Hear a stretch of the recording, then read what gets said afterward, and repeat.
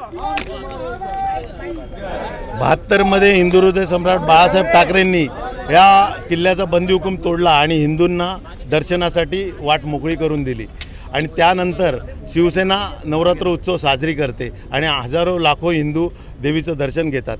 परंतु 83-84 सालानंतर मुस्लिम समाज नमाज पढ़तो म्हणून एक कारण देत की त्यांना व्यत्यय येऊ नये म्हणून आमचं हिंदूंचं मंदिर, देवीचं मंदिर हे बंद केलं जातं। घंटांना कपडा गुंडाळून घंटा वाजवू नये म्हणून ते प्रतिबंध केलं जातं। अनेक फौजफाटा त्या मंदिराभोवती लावला जातो। एका समाजाला न्याय देताना दुसऱ्या समाजावर अन्याय करणं अशा प्रशासनाचा आम्ही जाहीर निषेध करतो।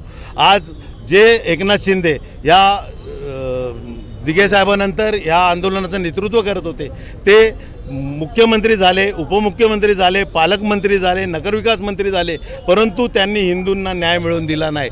ज्या हिंदुत्वाच्या मुद्द्यावर ते बोलतात की आम्ही आमची संघटना फोडली, त्यांनी सत्तेत राहून हिंदूंना न्याय दिला नाही। या सरकारचा आम्ही जाहीर निषेध करतो। हे हिंदुत्ववादी सरकार नाही, हे बेगडी सरकार आहे आणि त्याचा आम्ही जाहीर निषेध करतो।